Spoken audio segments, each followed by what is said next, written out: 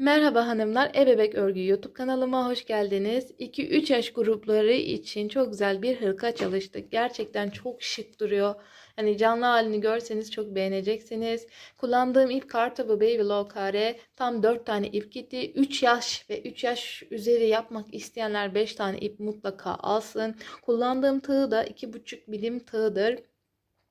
Bir yaş yapmak isteyenler daha önceki videolarda ben anlattım. Oradan bakabilirsiniz. Şimdi burada da lastik yeri çok farklı. Bu lastik tekniğini anlattım. Burada biraz sıkıntı yaşayabilirsiniz ölçü tutturma ama videoyu iyi dinlerseniz bu lastik yapımını kolaylıkla yapabileceksiniz. Bakın kolda da aynı lastik uyguladım ama buradaki başlangıç sayısı farklı. Buraya sakın atlamayın özellikle, yoksa böyle geniş bir kol evi düşer size.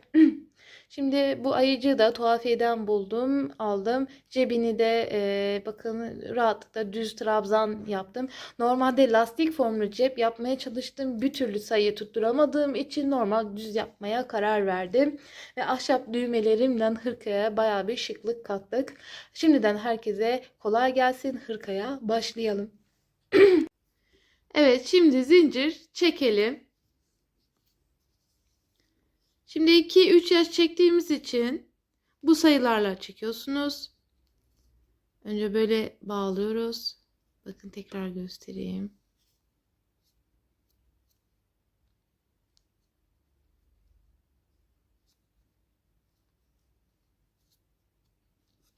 Bu şekilde zincir düğümü atıyoruz. Sayarak çekiyoruz. Ön için 1. Şimdi 2-3 yaş yaptığımız için kola 12 tane yapıyoruz. 1, 2, 3, 4, 5, 6, 7, 8, 9, 10, 11, 12. 1 yaş altı yapanlar 1 çekip 10 tane zincir çeksin. Arka için 20 tane çeksin.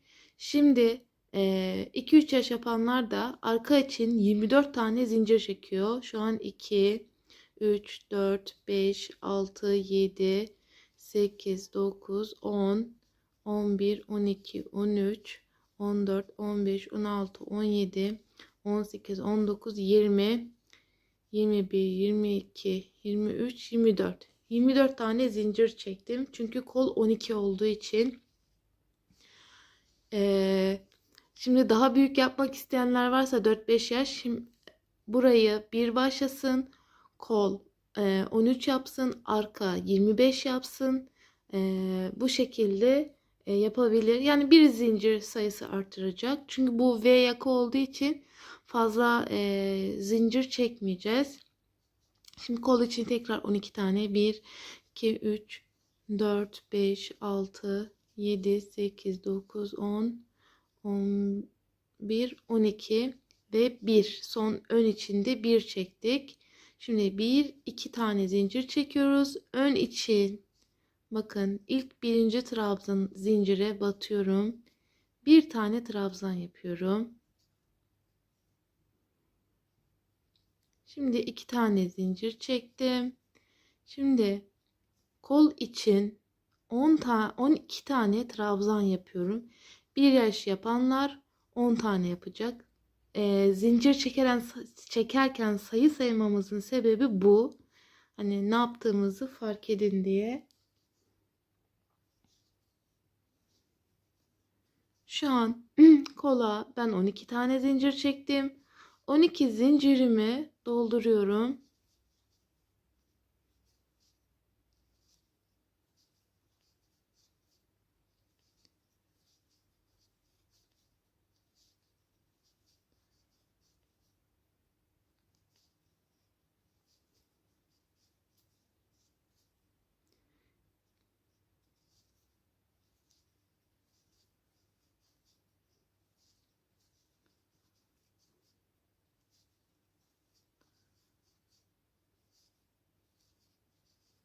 Evet, bakın 12 tane yaptım.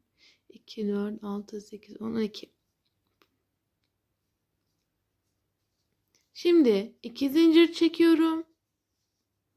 Arkaya Geçiyorum. Arkada 24 tane trabzan vardı. Şimdi bu 24 trabzanı dolduruyorum. Bakın zincirin içinden girip tam ortasından batıyorsunuz, trabzan yapıyorsunuz. Şimdi arka için 24 tane çektim.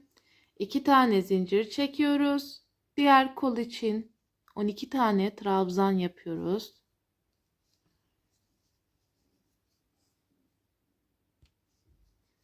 Evet, kolda da 12 tane yaptık. Şimdi 2 zincir çekip son bir olan ön kısmını yapıyoruz. Şimdi neden bir ön oluyor? Çünkü V düşmesi için, yakanın V düşmesi için bir olması lazım. Eğer 2 tane zincir olsa mesela ilk başlarken böyle bir çıkıntı olacak yakada.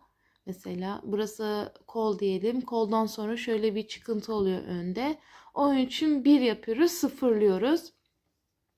Şimdi 2 zincir çekiyoruz. İkinci sıraya geçelim. İkinci sırada da artırma yapacağız. Şimdi bakın trabzanın tepesine 2 tane trabzan yapıyorum. Kol boşluğuna bakın buralar kol boşluğu, kol ayrımı. Kol ayrımlarında kural değişmez. 1 trabzan, 2 zincir, 1 trabzan. Şimdi arttırma için ilk trabzanın tepesine çift batıyorum.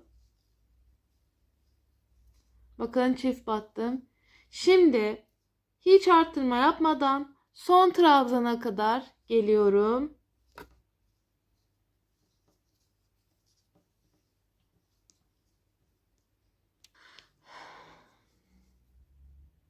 Evet, son trabzana bir tane kaldı. Şimdi buraya çift batıyorum. Şimdi kol ayrımında bir tane, 2 zincir, bir trabzan ve arkanın ilk trabzanına da bir çift batarak kol ayrımını kol genişletiyoruz. Bu şekilde robayı büyütüyoruz. Şimdi düz trabzan yaparak hiç arttırma yapmadan devam ediyoruz.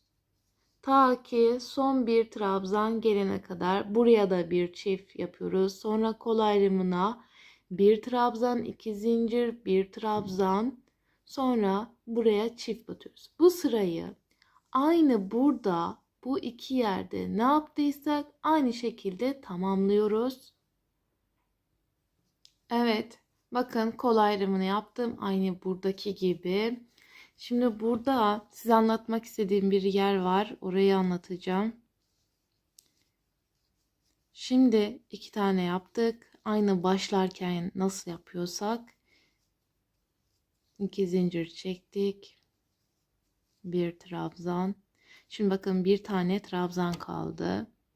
Şimdi bakın burada normalde zincir olduğu için bunu da trabzan olarak saymayacaksınız. Bu ikisi birlikte bir trabzan.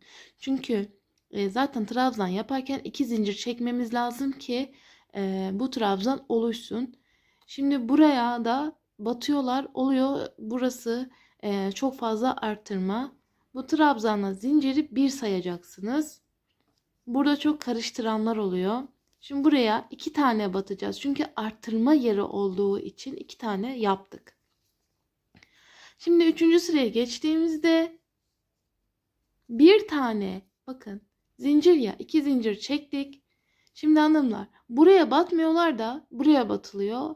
Sonra bakın gösteriyorum size. Buraya batıldığı zaman eksilme oluyor. Eksilme olunca da ön tarafta arttırma olmuyor.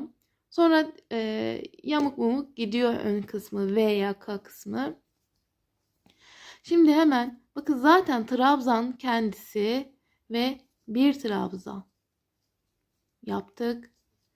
3. sırada arttırma yok. Bakın burada da arttırma yapmadım. Şimdi direkt hiç arttırma yapmadan kol ayrımlarına bakın. Aynı şekilde bir trabzan, 2 zincir, bir trabzan yapıyorum. Ve buralara da birer tane batıyorum. Hiç artırma yapmıyorum. Sonra 4. sırada artırma yapacağız. Sadece çift sayılarda artırma olacak. Bakın bu şekilde örüyorum. Şimdi diğer kol ayrımını da size göstereceğim.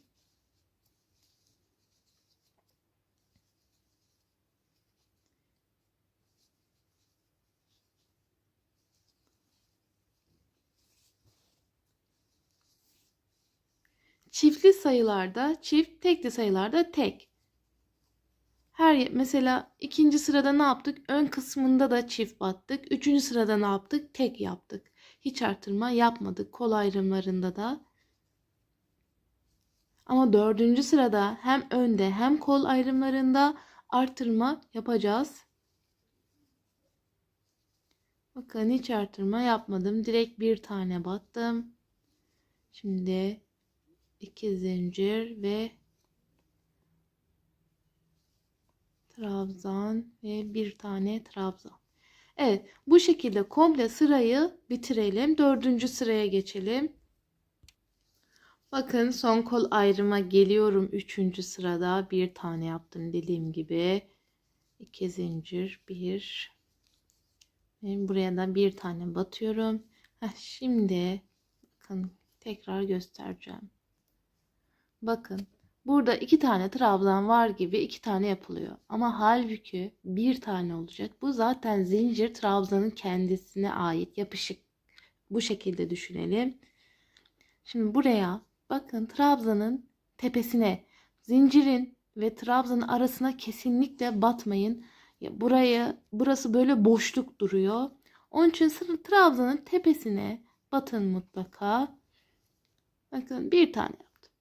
Şimdi 2. sıraya geldim. Pardon, 4. sıraya geçtim. 2 zincir çektim. Hemen bakın bir trabzanın tepesine batarak 2 tane trabzan yapıyorum. Sadece bu. Çift sayılarda artırma olduğu zaman bakın 4. sırada ön kısmına çift battım. Şimdi buraya bir tane, bir ve bakın şimdi kol ayrımına geldik. Burası kol ayrımı. Buraya da çift batıyoruz.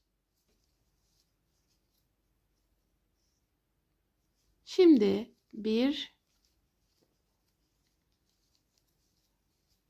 2 zincir çekiyoruz mutlaka.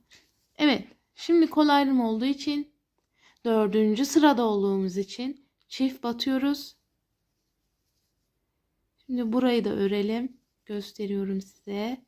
Diğer sırayı göstermeyeceğim. Şimdi 5. sırada ne yapmanız gerektiğini ben size anlatacağım.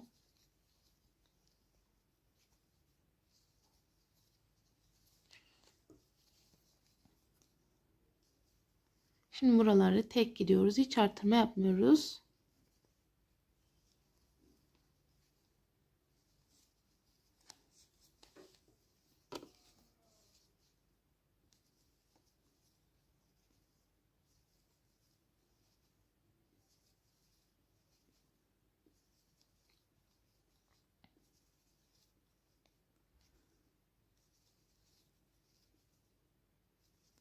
Evet, bakın son kol ayrımına geldik. Buraya da batıyoruz. Şimdi bir trabzan, 2 zincir. Evet, şimdi tekrardan arkanın ilk başına çift batıyoruz. Komple bu sırayı aynı bu şekilde arttırarak burayı bitirelim. Sonra 5. sıraya geçeceğiz. Evet, 4. sırayı bitirmek üzereyim ve geldik. Buraya da çift yapıyoruz. Nasıl başlangıcı çift yaptıysak ilk trabzanda, son trabzan tepesine de çift bitiriyoruz. Bakın bu kol ayrımlarını da çift battım. Şöyle göstereyim. Şimdi 5. sıraya geldik. Aynı 3. sıradaki gibi birer tane trabzan yapıyoruz. Hiç arttırma yapmayacağız. Şimdi 5. sırada tek, 6. sırada çift batacağız. Mesela 8. sıra çift, işte 7 7 tek, 8 çift, 9 tek, işte 10 çift, 11 tek, 12 çift. Bu şekilde sayıyı robayı artıracağız.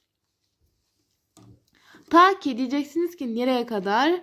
Ta ki şu iki kol ayrımından, burası arka oluyor hanımlar. Burası arka oluyor.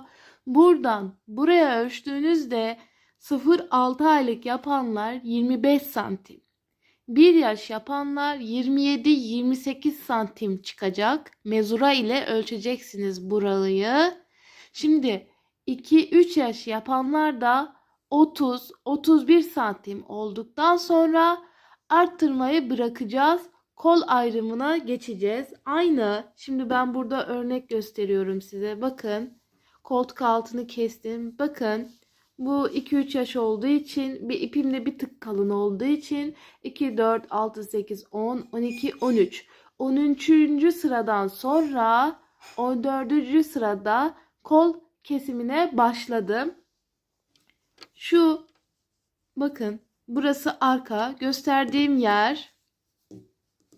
Şimdi burası, bakın burası gösteriyorum. Yeleğin arkası, bakın kol ayrımı oluyor. Buradan buraya ölçtüğünüzde 30-31 santim olmak zorunda. Daha büyük yaş grubu yapanlar varsa 32-33, bu şekilde sayıyı arttırsın. Yani sayıyı arttırsın derken diyelim 13 sıra mı ördünüz? 15 sıra örsün, 16 sıra örsün. Bu şekilde çocuklarınızın elbise kalıbından ölçü alarak roba sayıyı arttırın. Şimdi robaya devam edelim. Bakın mesela bir tek, çift, tek, çift, tek, çift gösteriyorum. Bakın çift dediğim yere, bakın çift battım. Bakın diğer sıra tek, bakın çift, tek, çift, tek, çift. Ve burayı da tek olarak bitirdim. Zaten sonuncu sıra tek mi bitsin, çift mi bitsin diye mesajlar atıyorsunuz. Hiç önemli değil. Çift de yapabilirsiniz. Ben bir tık geniş olsun diye çiftin üzerine çift yapıyorum sonuncu sırada. O şekilde de yapabilirsiniz. Mesela diyelim burada çift yaptınız. Tekrar buraya çift yaptınız. Ben bunu sökecek miyim diyorsun. Hayır, sökmenize hiç gerek yok. Hemen 2 sıra tek yaparak bu sayıyı eşitleyebilirsiniz. Ben de arada şaşırıyorum.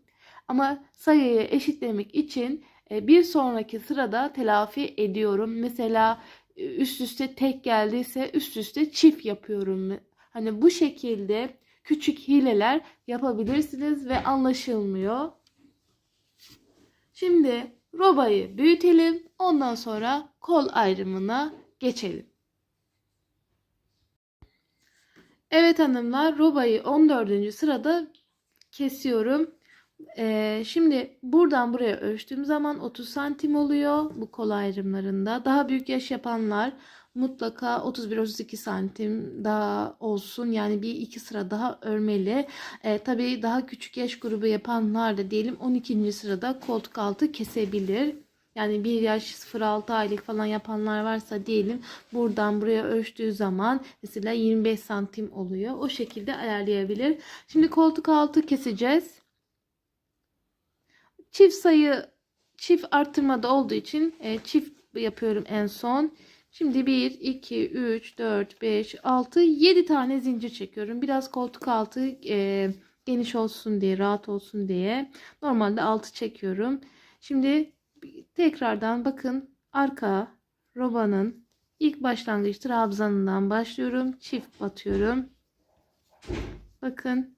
Şimdi önün bu parçasından, bakın kol ayrımları iç kısımda kalıyor. Arkanın da ilk parçası. Bu şekilde kol ayrımlarını yapıyoruz. Şimdi diğer kol ayrımında aynı bu şekilde yapacağız. Geleceğiz buraya, çift batacağız. 7 zincir çekip ön parçanın ilk trabzanından trabzan yaparak bu parçayı tamamlıyoruz. Bakın diğer kol ayrımı için arka parçayı bitirdim. Tekrar 7 zincir çekiyorum. 3, 4, 5, 6, 7 ve ön parçanın ilk trabzanına çift batıyorum. Bak, bitirirken de çift yaptım. Burada da çift yaptım. Buraya da çift yaptım.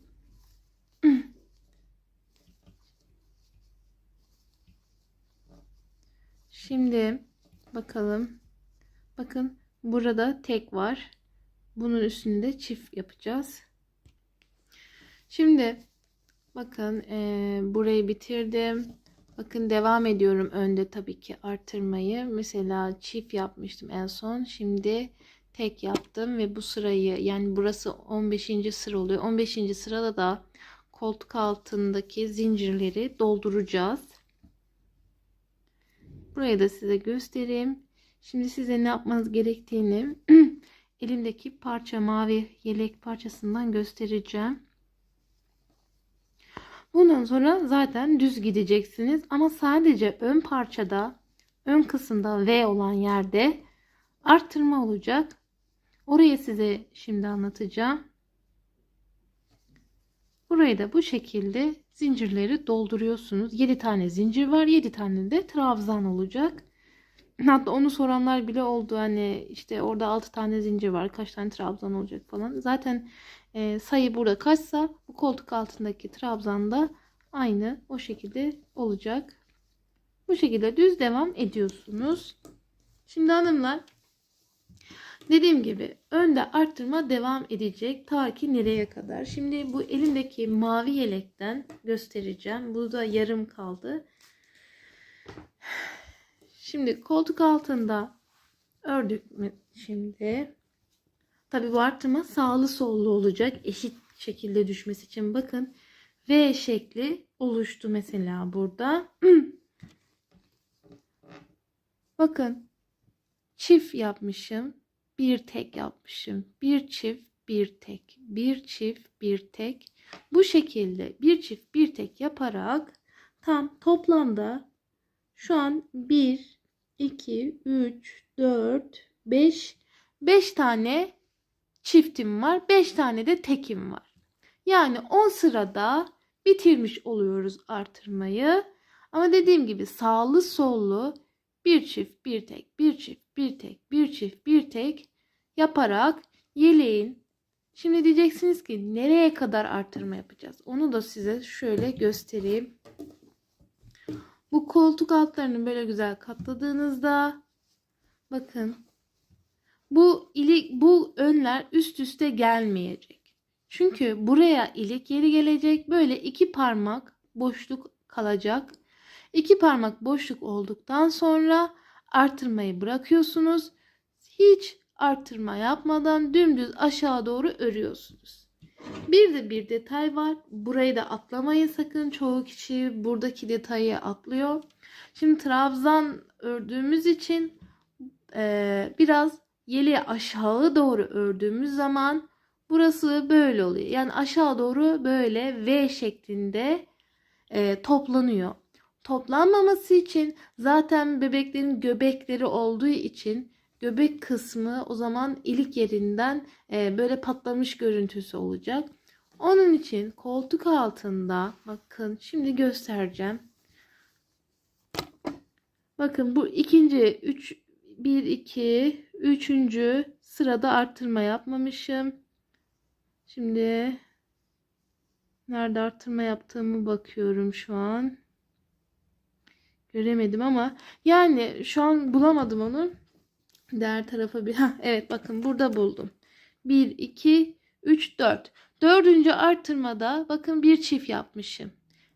Sağlı sollu mesela 3 sırada bir, 4 sırada bir artırma yapacaksınız. Bakın buraya çift batmışım.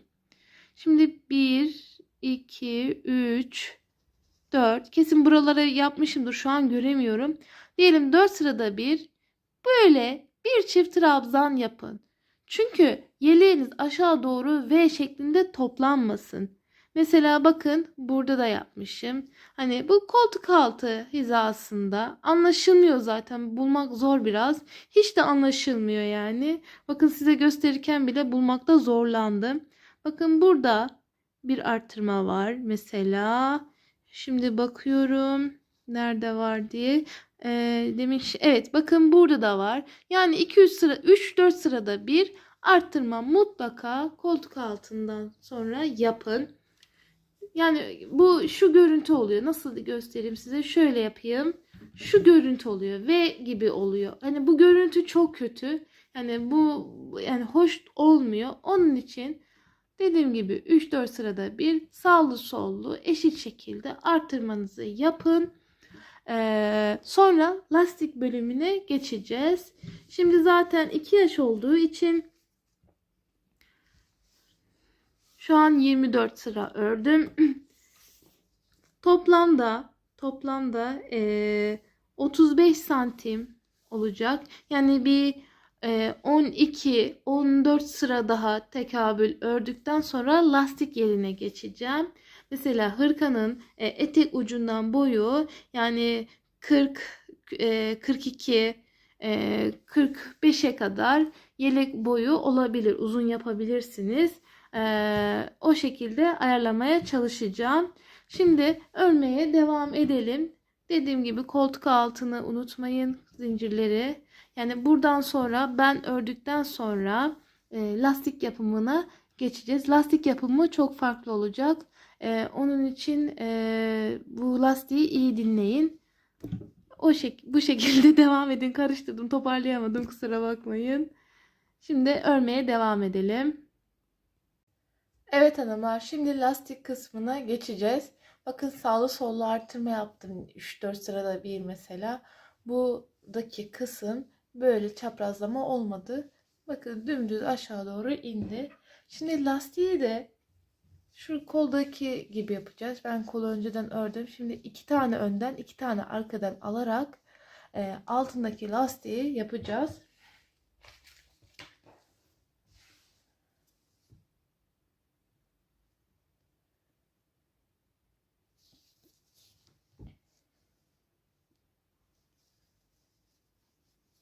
Şimdi 2 tane zincir çekiyoruz. İlk birinci sıraya bir tane trabzan yapıyoruz. Şimdi hırkamızın ön yüzü bu taraf olduğu için arkadan lastik yapmaya başlayacağım. Biraz da yakınlaştırayım. Şimdi bir tane trabzan yaptık. Arkadan trabzanın tam ortasından bakın tel alıp trabzan yapıyoruz. Tekrar bir tane daha bakın tığı arkadan aldım. Şimdi önden 2 tane alacağız. Şu an bir tane yaptım.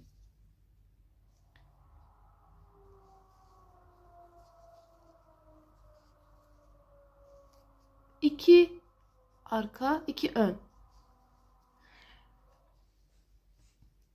Eğer yeleğiniz nasıl diyeyim, lastik başlangıç yeri ön tarafta düştüyse önce bir trabzan, ondan sonra önden bir, tekrar bir, sonra arkadan 2. Bunun tam tersi olabilir. Tekrar lastik yapımını gösteriyorum. Arkadan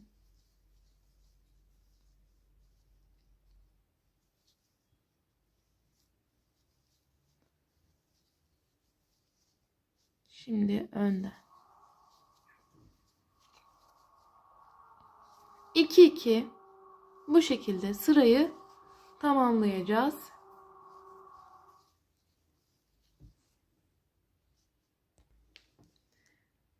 Evet, şimdi son sıralara geldik. Şimdi eşit düşmediği için bakın bu arada 2 tane önden aldım. Şimdi burada da 2 tane önden alıyorum.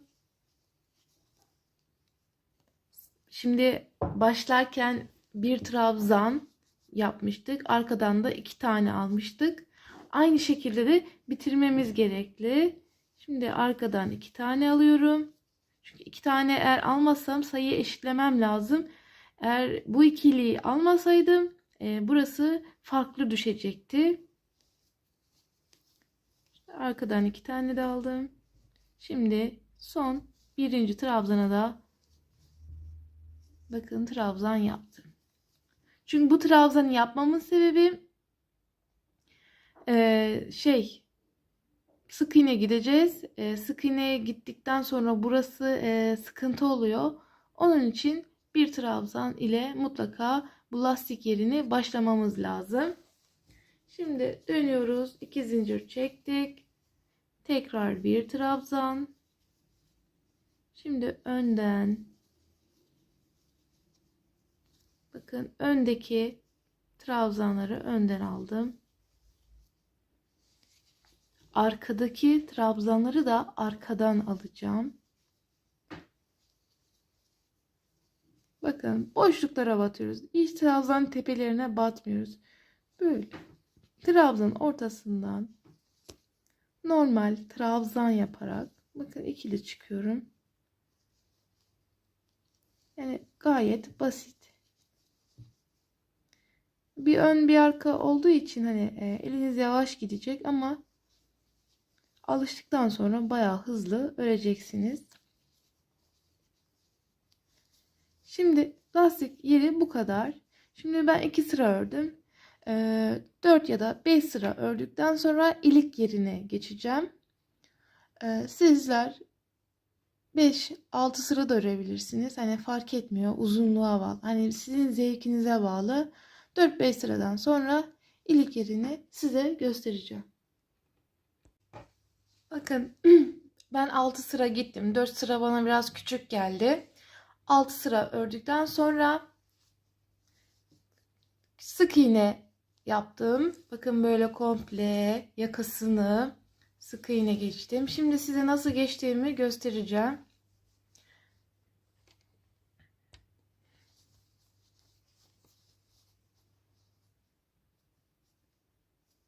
Buralar trabzanın tepeleri. Hani zincirlerin tepesi. Bir zincirin böyle ortasından batıyorsunuz. Bakın burada 2 tane zincir var trabzana başlarken. Onun böyle içinden giriyorsunuz. Bakın burada da trabzanların bakın tepeleri. Bu da kendi trabzan. Bu trabzanın böyle boşluğundan değil de tam trabzanın ortasından böyle yararak sık iğneyi yapın. Aynı devam bu şekilde olacak.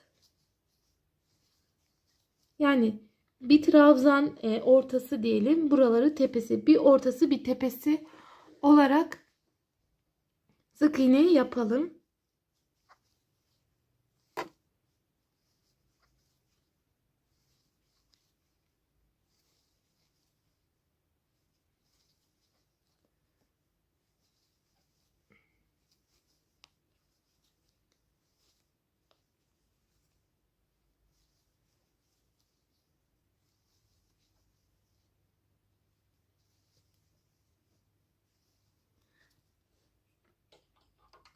Işığı yakayım. Yakmayı unuttum. Şimdi daha iyi.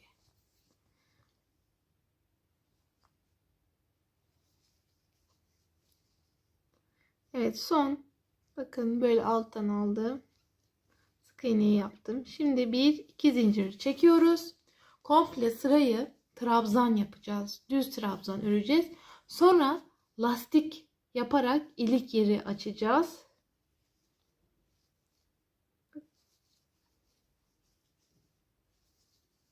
Yeleğin komple çevresini düz trabzan örmeye devam edelim.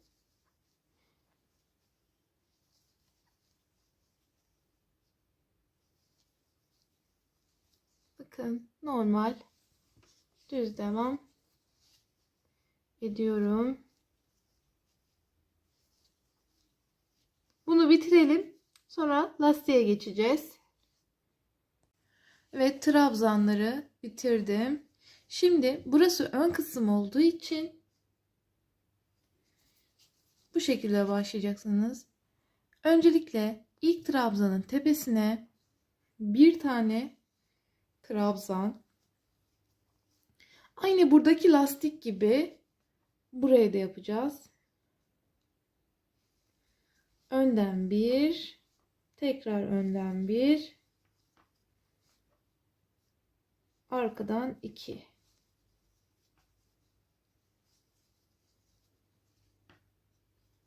Bakın bu şekilde önden 2, arkadan 2 alarak ilik yerini yapacaksınız. İkinci sırada ilik yeri açacağız. Komple burayı bitiriyoruz. İkinci lastik sırasında ilik yerini size göstereceğim.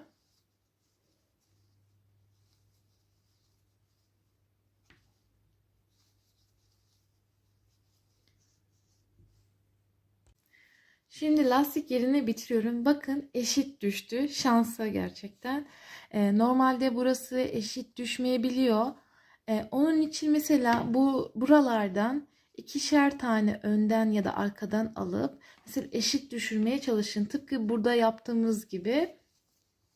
Şimdi bakın benimki arka yapıyorum.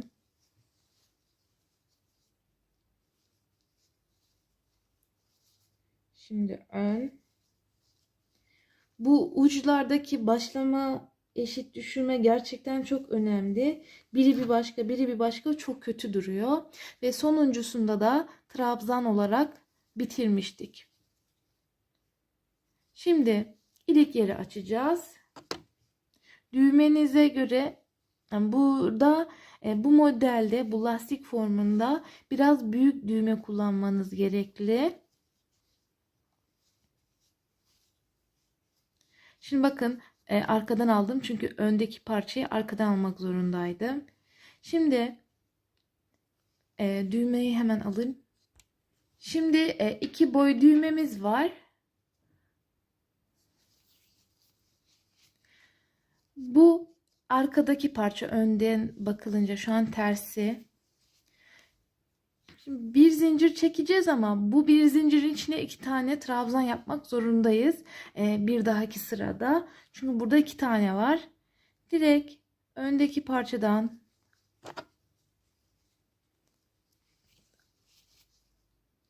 arkadan alıyoruz. Bakın. Şöyle göstereyim. Bakın. Şimdi erkek hırkası olduğu için sol tarafta ilik yeri açtım. Şimdi bu düğmeye bir bakalım nasıl oluyor. Evet, geçiyor. Şimdi daha büyük düğme için de iki tane zincir çekebilirsiniz. Ben şimdi hangi düğme ile yapacağımı pek karar veremedim. Gerçi bunda da geçiyor. İkisinde de güzel geçiyor. Şimdi bakın önden. Şimdi öndekini önden, arkadakini arkadan. Sakın burayı karıştırmayın. Şimdi arkada oluyor parça. Arkadan.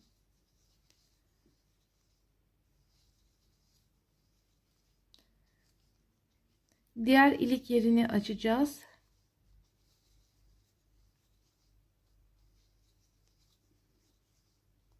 Orayı da göstereyim size.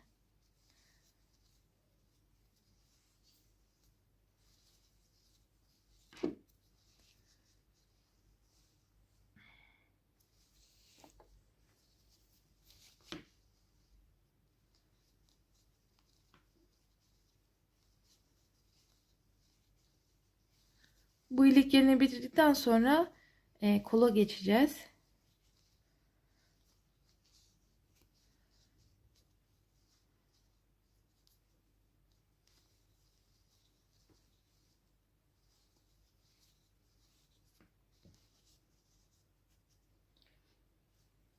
Şimdi bakın tekrardan parçam arkada duruyor ama halbuki ön taraftan baktığımız zaman ön kısım oluyor. Bir tane çekiyoruz. Direkt arkadaki, öndeki 2 tane trabzanlar atlıyoruz.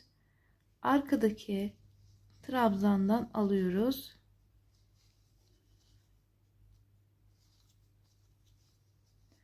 Bu şekilde ilik yerini açıyoruz. Bir ya da 2 tane daha ilik yeri açacağım.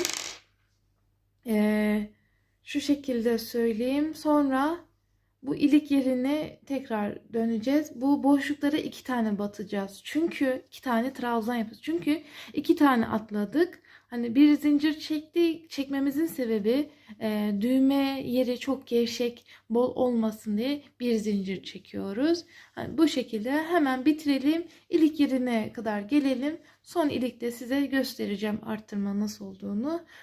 İlik yerini de kapatacağız. Bakın ilik yerini yaptım. Şöyle göstereyim. Bakın 2 tane trabzan yapıyorum. Şimdi bunlar detaylı anlatıyorum ki çünkü buralarda çok hata yapılıyor. Bakın 2 tane yapıyorum. Şimdi önden alıyorum. Normal sırama devam ediyorum.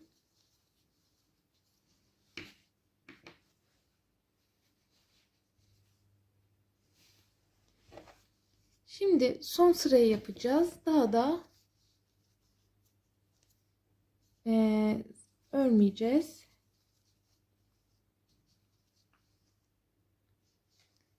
Şimdi önden aldım ve bir trabzanla bitirdim. Özellikle burada çok hata yapılıyor. Ördürdüğüm birkaç bayan var. Onlar da burada hata yapıyor.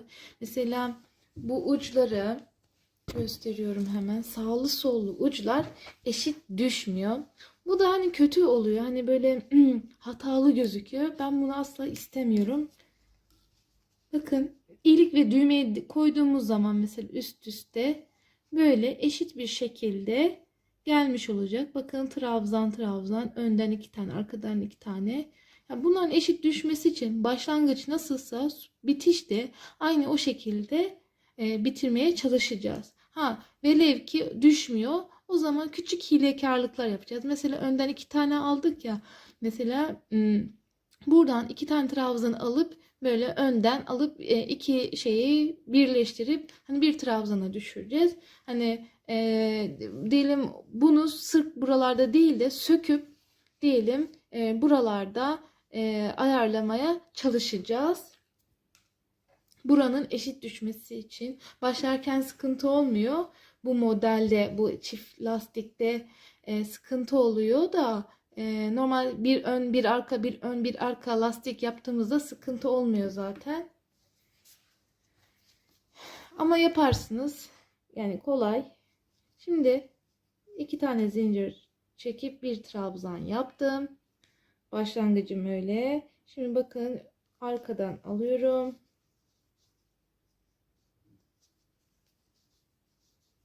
Yani ön kısmın öndeki zinciri. Şimdi 2 tane zincir yapmıştık ile. Bunu da önden alıyorum. Yani devam ediyorum. Bakın önden alıyorum. Bak buradaki arkada, öndeki önde. Yani sırasıyla örüyoruz. Arkadakini şimdi arkada. Bu şekilde hırkanın komple ilik yerini bitiriyoruz. Komple arkalı önlü en son lastik sıramı bitirdim. Şimdi toplamda 4 tane lastik gitmiş oldum. Şimdi bir sık iğne, bir trabzan, bakın sık iğne, trabzan, 1, 2, 3, 4 tane de lastik gitmiş oldum. Bakın şöyle göstereyim. Sık iğne, trabzan, lastik, lastik, lastik, lastik. En son bitirdikten sonra sık iğneyi, bakın sık iğneyi hırkanın ön kısmından dönerek şimdi burayı söküyorum. Normalde bitirdik. Sık iğneyi ters sakın gitmeyin. Kötü duruyor.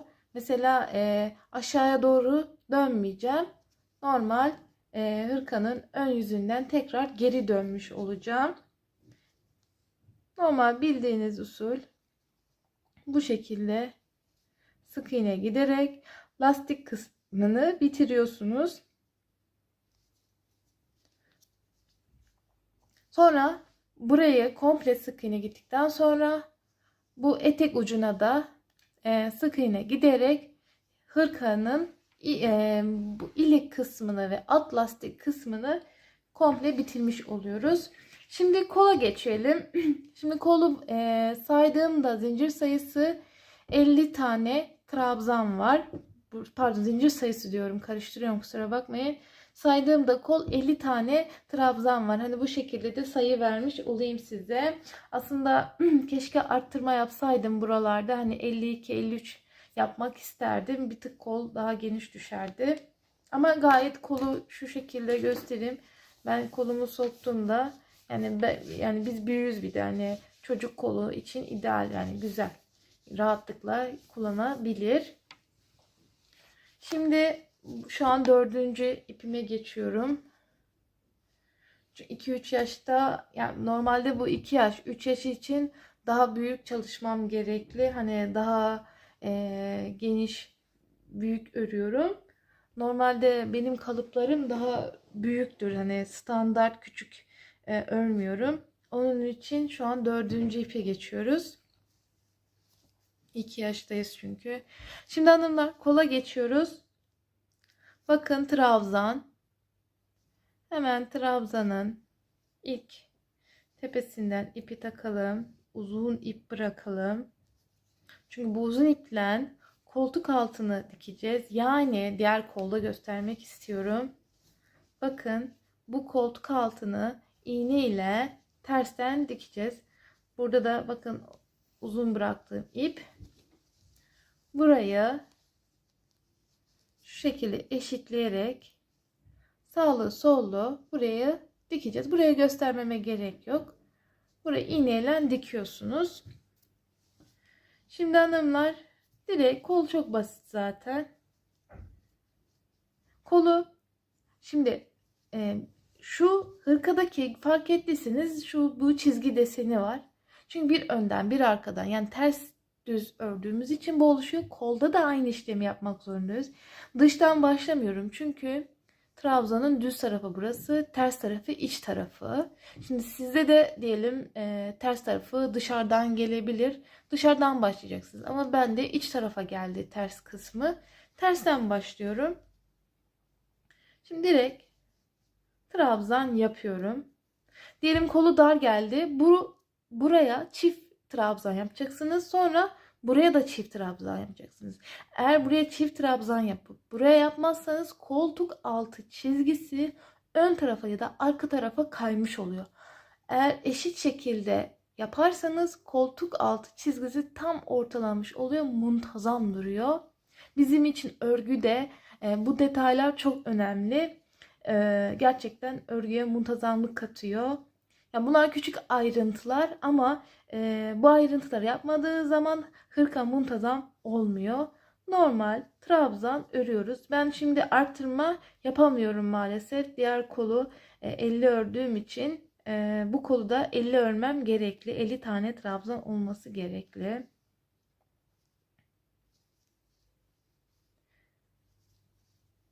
Bu şekilde örüyoruz. Şimdi buraya geldiğimiz zaman nasıl birleştireceğimi göstereceğim. Evet, son 2 trabzan. Şimdi karşıdakiyle trabzanın tepesinden batarak birleştiriyorum. Direkt çıkıyorum. 2 zincir çekiyorum. Şimdi bakın, içten gitmeyeceğim asla, dışarıdan. Bir iç bir dış yaparak kolu öreceğiz. Evet, trabzan yapıyoruz. Bakın. Bu şekilde kolu öreceğiz. Aşağıya doğru bakın boru şeklinde örüyoruz. En son işte manşeti yapacağız. Şimdi ben size ölçü göstermem gerekli. Hırkanın ölçülerini. Şimdi kolu ne kadar öreceğiz diyorsunuz. İşte kol boyu kaç santim? 2 yaşta ölçtüğünüz zaman kol boyu koltuk altından 25 santim olacak. 3 yaşta diyelim bu 27 santim olacak. 2-3 sayı arttırmanız lazım santim.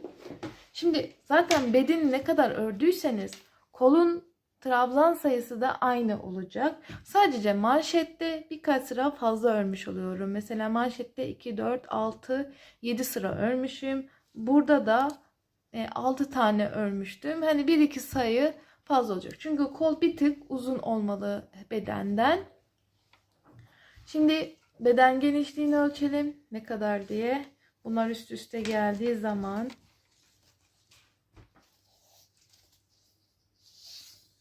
bakın 33 geliyor.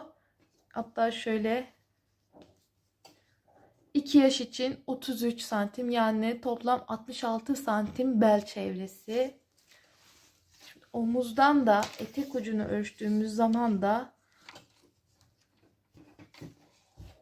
böyle güzel koyalım. Bakın 43 santim. Mesela 3 yaş yapanlar 45 santime tamamlasın. Yani 42-43 santim de zaten bir hırka için fazla, biraz daha büyük, biraz hani kalçaları, bebeğin hani popo kısmını kapatsın diye biraz daha uzun yapıyorum. Normalde bu hırkaların bedeni kısa oluyor. Normalde işte crop hırka diye geçiyor. Halbuki normal hırka standartı altında örüyorum ben. Ama normalde bu hırkaların şu an mesela 40 değil de bu model 30 santim olması lazım ki crop hırka diyebilelim. Sadece V hırka aslında bu. Bu şekilde ölçmediğim bir yer kaldı mı diye düşünüyorum. Mesela kol genişliğinde ölçelim. Yani 10,5-11 santim diyelim. Ama bu 12 olsaydı daha iyi olabilirdi. 2-3 yaş için, ama 1 yaş için ideal bir kol ölçüsü. Yani 6 aylık içinde zaten 48 düşmeyecek. 45 tahminen, hani 40-45 gibi bir sayı düşebilir. Zaten kolunuz, sizin eliniz birazcık girebiliyorsa koltuk altını kesebilirsiniz. 1 yaş ve 1 yaş altı. 2 yaşlarda bir tık eliniz daha rahat girecek. Hani bu şekilde elinizle deneyerek de ölçüyü tutturabilirsiniz. Bir de hani çocuklarınızın kıyafetlerini mutlaka kullanın. Şimdi kolu örelim. Gösterdiğim gibi içten dıştan, sonra size manşeti göstereceğim. Manşette bir detay var. Burayı sakın atlamayın. Çünkü bayağı bir geniş düşüyor. Kestirme yaptım. O kestirmeyi size göstereceğim. Evet, kolu 20 sıra ördüm. 20 sıradan sonra manşet yapacağım. Tabii 3-4 yaş yapanlar 22, 24 diye sayı arttırsın. Daha küçük yapanlar 18, 1 yaş mesela 18, işte 0-6 aylık yapanlar 16 tane bu şekilde örsün, 16 sıra yani. Şimdi hanımlar, manşet yapımını gösteriyorum. Önden bu zincir oluyor. Şimdi önden 2 tane alıyorum. Bakın. Şimdi 2 tane trabzanı arkadan alacağım ama ikili olarak aldığım zaman 2 trabzanı 1'e düşürüyorum. Bakın 1 trabzan oldu. Tekrar 2 tane trabzanı 1 alıp 1'e düşürdüm. Şimdi yani 4 tane trabzanı 2 tane trabzana düşürüyorum. Tekrar önden 1 tane. Pardon, 2'şer tane yaptım. Tekrar arkadan 2. Tığ böyle çok basit. Hani boşluklardan geçirip tel alıp çıkıyorsunuz.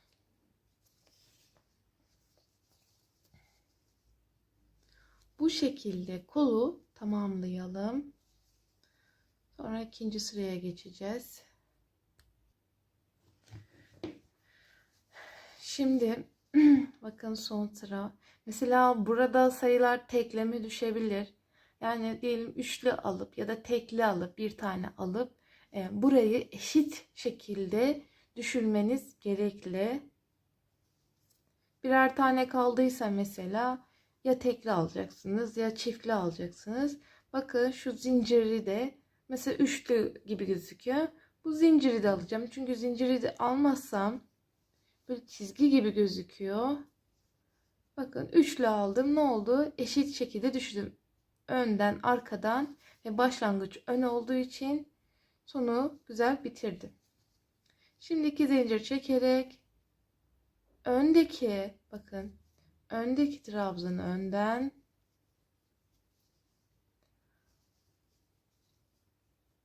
iki tane önden vardı. Şimdi bakın, arkadaki iki trabzan var. Bu 4 tane iki teke düştü. Arkadakini de arkadan alıyorsunuz.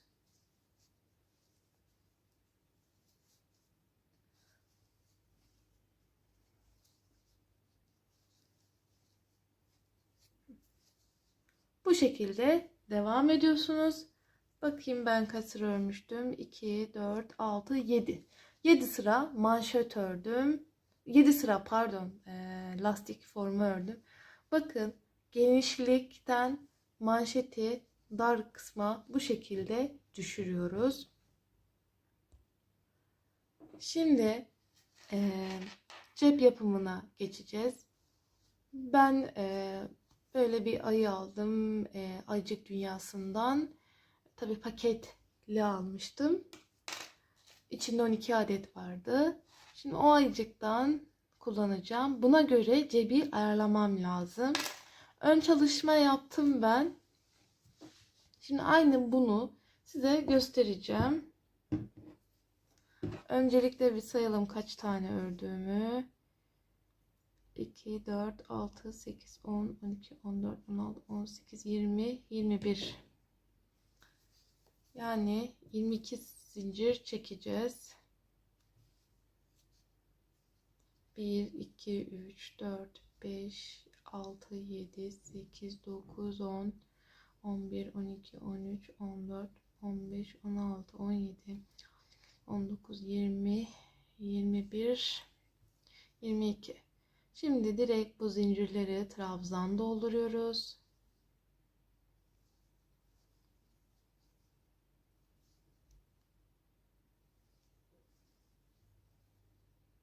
Hemen dolduralım.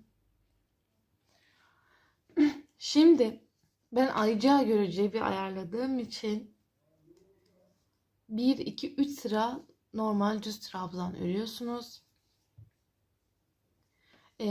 Direkt burada delik açmamamın sebebi ayı soktuğumuz zaman burası geriliyor. Aşağı mesela böyle biraz mesafe olması lazım ki hani ayıcığı rahatlıkla geçirebilirim. Cep gerilmesin. Şimdi 2 tane zincir çekiyoruz. Bakın 2, 4, 5 tane trabzan ördüm. 5 trabzandan sonra 1, 2 zincir çekip 2 boşluk atlayıp, yani 2 trabzan atlayıp direkt trabzan yapıyoruz.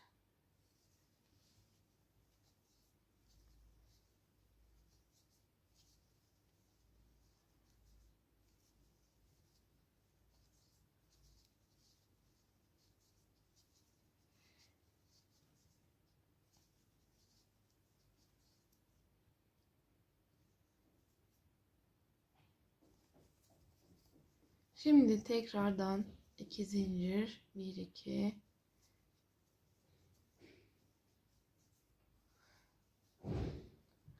buralardan ayıcıkların ayakları çıkacak.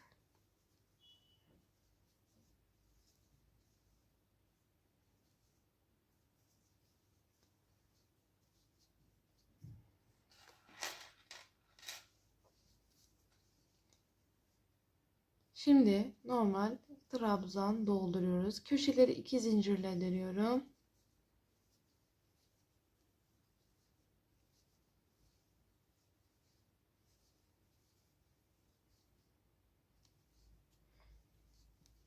zincirlerin içinden batarak trabzan yapıyorum. Bu sırayı tamamlayalım. Şimdi cebi ayıya göre yaptığımız için burası bacak kısmı biraz daha geniş, kol kısmı biraz daha dar. Onun için altındakini 5 yapmıştık, üsttekini de 6 yapıyoruz. 6 tane trabzan yaptık. Tekrar 2 zincir çekip 2 trabzan atlayıp direkt yapıyoruz.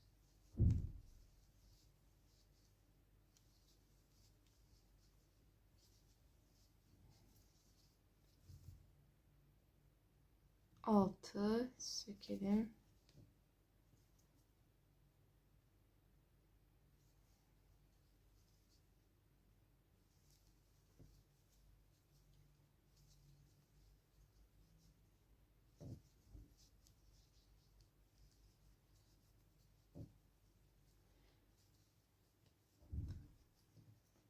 Şimdi çevresine sık iğne gideceğiz. Bunun üzerine sadece sık iğne yapacağız. Çünkü boğazın altına kadar geldiği için şu kurdalesi de gözüksün istiyorum.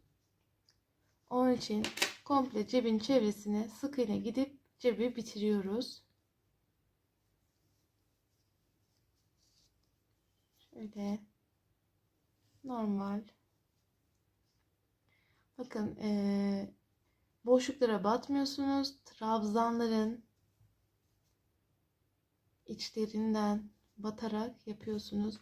Hatta bir sık iğne tekniği de var. Onu da size göstereyim. O teknikten de yaparsanız güzel olur. Şimdi normal bir tane sık iğne yapıyorsunuz. Sık iğnenin bakın şu telinden alıp şimdi trabzanın göbeğinden batıp tel alın, çıkış yapın. Bu en sondaki telden batığı batırın. Bakın 1, 2, 3 tane oluyor. Çıkış yapın. Bu sık iğneyi genelde ben böyle bitiş kenarlarında kullanıyorum. Çok daha güzel duruyor. Bakın bu şekilde cebin komple çevresini dönün. Sonra dikime geçeceğiz. Evet hanımlar, cebi diktim. İpi katından ayırarak 3 tellen cebi dikmeye çalıştım. Bütün bir iple dikseydim dikiş yerleri belli olacaktı. Onun için şimdi örnek olarak gösteriyorum. Cebi böyle yerleştirin. Hafif de bu şekilde toplamaya çalışın. Bakın buradaki gibi. Çünkü ayıcığı soktuğunuz zaman cep gerilmesin. Onun için hafif toplu şekilde dikmeye çalışacaksınız. Bakın düğmelerimi de tamamladım, diktim. Çok güzel yakıştı. Ahşap düğmeyle zaten ayıcığın rengi tam birbirine uydu. Bakın lastik yerleri çift lastikle çok şık durdu. Kolları da bu şekilde. Şimdi ayıyı yerleştirelim. Gayet de kolay yerleşiyor.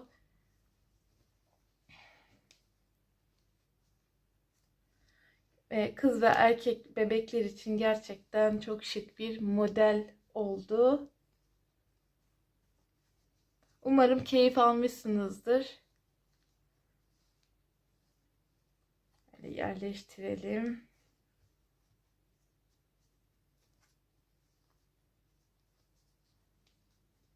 Evet, bakın. Çok da güzel oldu. Gerçekten hani hırkayı bütününden baktığınız zaman çok şık duruyor. Şimdilik bu kadar. Bir dahaki videoda görüşmek üzere. Herkese şimdiden kolay gelsin.